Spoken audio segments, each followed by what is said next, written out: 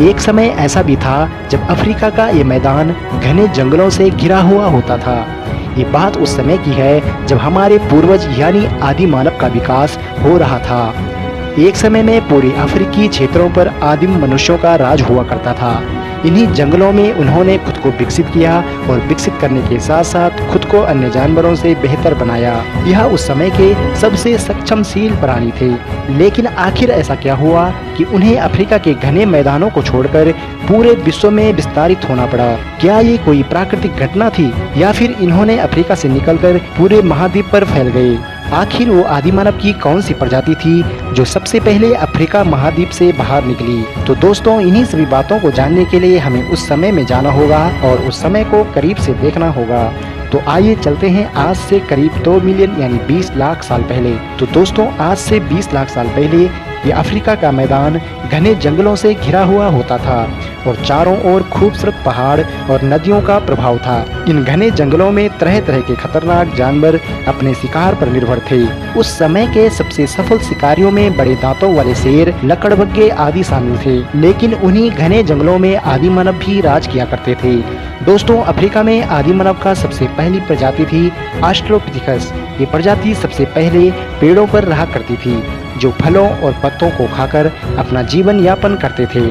समय ढलने के उपरांत इनके दिमाग का विकास हुआ, इनके शरीर के बनावट में बदलाव होने लगा और हर चीज के बारे में जानने की इच्छा और परिस्थितियां इन्हें पेड़ों से जमीन पर खींच ले आई।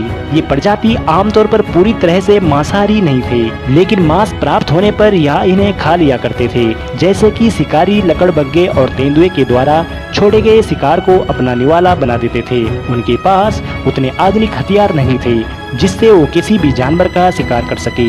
वैसे कुछ न मिलने पर वे पेड़ों की जड़ों को अपना भोजन बना लेते थे।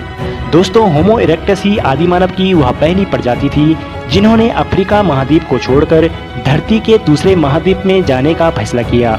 दोस्तों, वैज्ञानिकों के अनुसार आज से लगभग 18 लाख साल पहले होमो इरेक्टस यूरोप व एशिया में फैलना शुरू हो गए और वहां से उनका विस्तार सभी महाद्वीपों पर होता गया, जैसा कि पश्चिमी देश, नॉर्थ अमेरिका व साउथ अमेरिका में। अब हर महाद्वीप के वातावरण के हिसाब से इनके रंग रूप में बदलाव होने लगे, यानी ठंडे स्थानों पर रहने वाले गोरे हो गए और गर्म स्थानों पर रहने वाले काले हो गए। लेकिन आखिर क्यों होमो इरेक्टस को अफ्रीका महाद्वीप को छोड़कर दूसरे महाद्वीपों पर प्रवास करना पड़ा? क्या ये कोई प्राकृतिक घटना थी? तो चलिए जानते हैं। दोस्तों, वैज्ञानिकों के अनुसार उनके प्रवास का सबसे बड़ा कारण जलवायु परिवर्तन माना जाता है। उस समय मौसमी हवा बदलने के कारण घने जंगलों ने सूखना शुरू कर दिया था। मौसमी हवा का बदलने का सबसे मुख्य कारण था चारों तरफ से घिरे हुए पहाड़।